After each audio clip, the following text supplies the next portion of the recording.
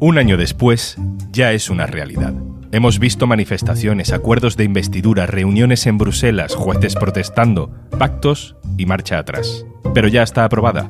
La sensación es que todo acaba de empezar. Soy Juan Luis Sánchez. Hoy en Un Tema al Día. Aprobada la ley de amnistía. ¿Y ahora qué?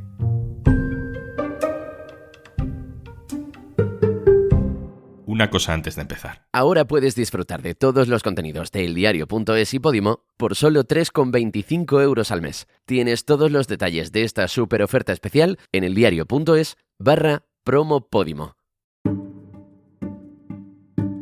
Hace casi un año hacíamos un capítulo en este podcast sobre un término que estaba desaparecido de la política española desde hace 40 años. Amnistía. Y desde entonces, desde hace un año, no hemos parado de escucharla, de usarla, de discutirla. La ley de amnistía se aprobó en marzo en el Congreso, pasó al Senado, donde fue rechazada por la mayoría absoluta del PP, y ha vuelto al Congreso esta semana, donde se ha aprobado ahora sí, definitivamente. Votos a favor, 177. Votos en contra, 172. Abstenciones, ninguna. En consecuencia, queda levantado el veto del Senado a la proposición de ley orgánica de referencia y, por tanto, ratificado el texto inicialmente aprobado por el Congreso. No habiendo más asuntos a tratar, se levanta la sesión y muchísimas gracias a todos. El relato político de todo esto nos lo sabemos. Para unos, España rota y traicionada. Para otros, reconciliación y apaciguamiento del independentismo. Y para otros, es solo el camino hacia el referéndum. Pero más allá del discurso de cada uno, ¿qué implica la ley de amnistía? ¿Cuál es el siguiente paso? Arturo Puente, eldiario.es en Cataluña, hola. Hola, Juanlu. Arturo, vamos a empezar, como nos gusta hacer casi siempre, sin dar por hecho que todo el mundo sabe. Vamos a definir qué es formalmente una amnistía. Bueno, una amnistía es la anulación de unas condenas o la inmunidad respecto a ciertos delitos, siempre de carácter político. Se diferencia en varias cosas de los indultos. La primera cosa es que un indulto es personal, es individual, y una amnistía es colectiva. Siempre, por tanto, tiene un carácter más político, ¿no?, que un indulto.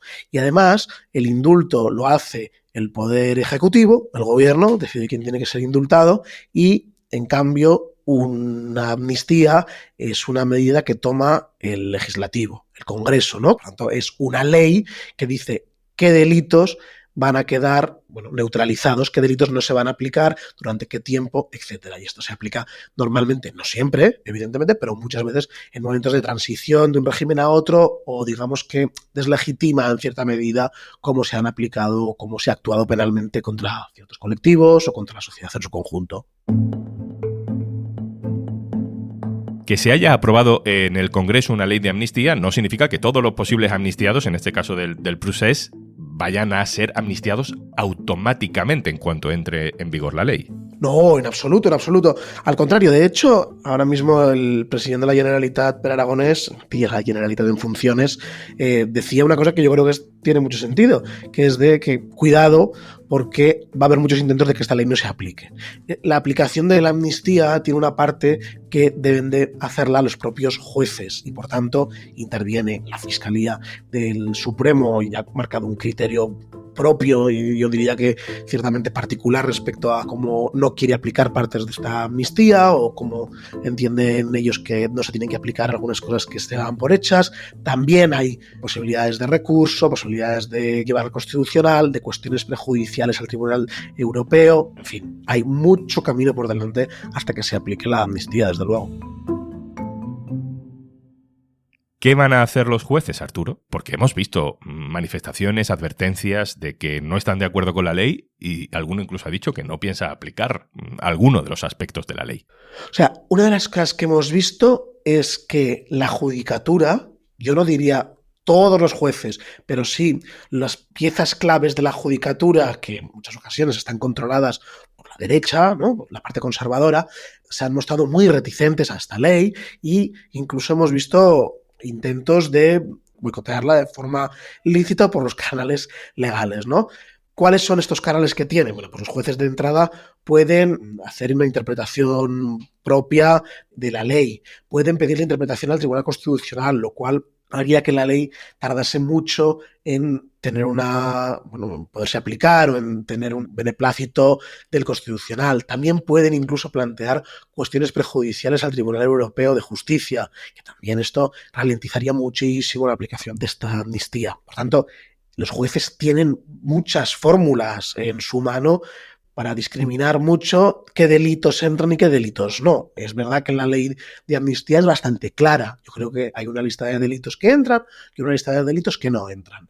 Pero es verdad que también hay una forma de que los jueces interpretan si unas acciones qué tipo penal tienen.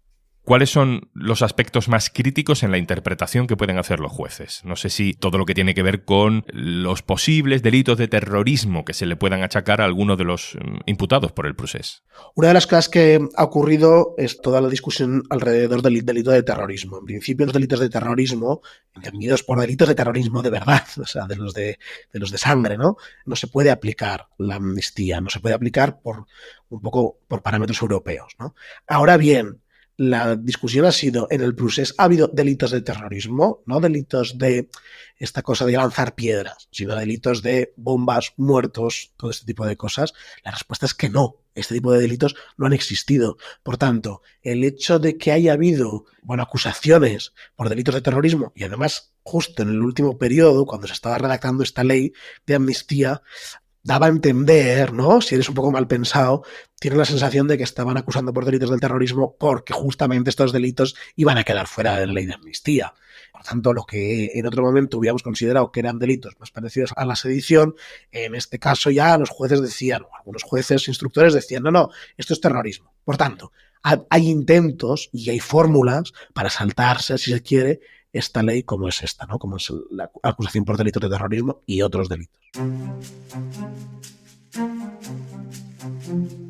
Arturo, llegados a este punto tenemos ya muy claro cuántos son y quiénes son los amnistiados. ¿Puede salir alguno por sorpresa diciendo, esto también aplica a mi caso? ¿Está más o menos controlado? No, al contrario. Yo creo que precisamente lo que ocurre es que ahora mismo no sabemos muy bien. A ver, de entrada, tenemos unos políticos que sí que sabemos que van a entrar casi seguro, que son todos los políticos que no están ni en el caso Tsunami, ni en los casos tipificados como terrorismo o que se han instruido como terrorismo. ¿Quiénes son? Bueno, pues básicamente los que ya están indultados, los que ya están condenados, los que ya estuvieron en prisión.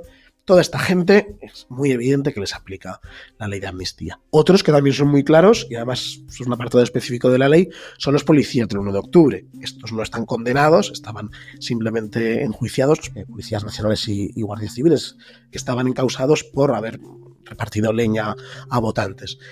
Estos, que no estaban enjuiciados, básicamente ya se pueden olvidar de que no les va a caer una condena porque van a entrar en la amnistía. ¿De quién sí que hay dudas? De Carles Puigdemont, de Marta Rovira, de los que participaron en el Tsunami, también de esto que se ha llamado la trama rusa del procés. ¿Por qué? Porque estos son casos que todavía están sub iudice, se están instruyendo ahora, y en todos ellos hay componentes, hay o piezas secretas o componentes de alta traición o componentes de terrorismo, etcétera. De los que has citado, déjame que te pregunte por un nombre específicamente, porque al final simbólicamente es sin duda el más importante de todos. Carles Puigdemont. Es una incógnita, es una enorme incógnita. Con Carles Puigdemont tenemos que tener en cuenta, yo creo que dos cosas sobre la ley. La primera es las órdenes de búsqueda y detención de Carles Puigdemont, que están activas y que estas, se supone, según la ley, según el texto de la ley, que caen el día que la ley entra en vigor. Es decir, el día que la ley se publica en el BOE. Si Carles Puigdemont entrase en España, podría ser enjuiciado, podría tener un juicio, podría todo esto. Ahora bien, no podría ser detenido. La orden de búsqueda y captura ya no estaría activada, ¿vale? Esto es la teoría. La práctica ya veríamos. Y luego la segunda cuestión es que se le tendría que aplicar esta ley de amnistía y esto no va a pasar inmediatamente. Por tanto, aquí Carles Puigdemont tiene que decidir si quiere jugársela entrando a Cataluña. Ya ha dicho que sí, que lo va a hacer, si quiere jugársela o no. En todo caso, tendrá, en el mejor de los casos para él, digamos, tendrá la orden de detención desactivada pero no estará en absoluto amnistiado y, por tanto, las causas que tiene abiertas seguirán abiertas. Bien, esto es la primera cuestión. La segunda cuestión tiene que ver con si Carles Puigdemont acaba siendo condenado, si en un eventual juicio, si acabaría siendo condenado por lo que han sido condenados todos el resto de sus compañeros del gobierno catalán de aquellos años, que fue por sedición, malversación, desobediencia, este tipo de delitos. O también a Carles Puigdemont se le imputa un delito de terrorismo o de alta traición, que es el mismo que se sigue contra Marta Rovira, que está en una situación muy parecida. Si se le podrían aplicar estos dos delitos, si se le procesa por estos dos delitos, la aplicación de la amnistía no va con Carles Puigdemont sobre estos delitos, y por lo tanto podríamos estar hablando incluso de que Carles Puigdemont podría acabar con sus huesos en la cárcel, que es una cosa que ha evitado durante los últimos 8 años. Por tanto, Carles Puigdemont, con Marta Rovira y algún nombre así, para mí son hoy las grandes incógnitas de la ley de amnistía. Arturo, ¿cómo se conjuga todo este debate, la aplicación muy polémica, seguro, de la amnistía durante los próximos meses, en mitad de una Cataluña sin presidente, en pleno intento de formación de gobiernos, acuerdos, negociaciones? Ahora mismo lo importante es que a partir del día 10 de junio y hasta principios de julio, en Cataluña se va a constituir un Parlament, va a haber, por tanto, una nueva mesa del Parlament, va a haber un inicio de la legislatura y va a haber al menos un intento de investidura. Fracasado o no, va a haber un intento de investidura. Y, por tanto, es importante esta ley de amnistía. Una de las razones es que una de las personas que aspira a la investidura es Carles Puigdemont, que evidentemente ya se ve que no le dan los números para ser elegido presidente, pero que sí que depende de cómo llegue la amnistía, si aquí la orden de detención se desactiva o no, en fin, todo este sudoku tan raro legal podría aparecer en el Parlamento, podría, por tanto, presentarse la sesión de investidura o no tendría opción de hacerlo. Y también, dependiendo de esto, incluso una repetición electoral, que yo creo que es improbable en Cataluña, pero que no es imposible, en una repetición electoral no es lo mismo volver a hacer una campaña con Carles Puigdemont en Cataluña o con Carles Puigdemont fuera de Cataluña. Por tanto, en este momento donde hay negociaciones en marcha, etcétera, que esta ley de amnistía aplique a uno de los máximos protagonistas es muy relevante, sí, claro. ¿Qué sensación hay en el independentismo? Es lógico que sientan esto como una victoria, ¿no? O sea, para mí el independentismo tiene razones para celebrar una ley de amnistía, una amnistía que había sido una de las reivindicaciones de máximos, yo diría, desde octubre del 2017. Y es verdad que el independentismo lo ha conseguido. En los minutos de descuento, podríamos decir, del partido, ha conseguido una ley de amnistía que ahora ya veremos cómo se aplica y si se aplica. Pero la victoria política es evidente. Ya ha dicho Gabriel Rufián durante el pleno de aprobación de esta ley que siguiente parada referéndum y que lo tienen súper claro. ¿Tú crees que esto puede ser así? Yo tengo la sensación de que este jueves en el Congreso una de las cosas que llamaba la atención es que todos los oradores del independentismo, del soberanismo, repetían, ¿no? Y subrayaban que esta ley no es un punto final, sino que esta ley es un punto de inicio o de reinicio, ¿no? Para reimpulsar el proceso independentista y que, por tanto, ahora vamos a hablar del referéndum de la autodeterminación. Pero yo creo que saben perfectamente que el independentismo sabe que el procés como tal ha acabado, porque el conflicto político que el independentismo logró abrir hoy ya no está. No hay una mayoría en el Parlamento, por tanto, difícilmente habrá un gobierno independentista o 100% independentista. Puede tener independentistas dentro, pero no será un gobierno 100% independentista. Al contrario, será más bien un gobierno no independentista. Pero es que además no hay una movilización social en la calle como la que había hace 10 años. Y para los partidos independentistas no es la prioridad que era hace 10 años, o hace 7 o hace 4. Es decir, todos los partidos independentistas quieren empezar a hablar de otra cosa. Todos es todos, incluyendo la CUP, por ejemplo, que es un partido básicamente solo independentista.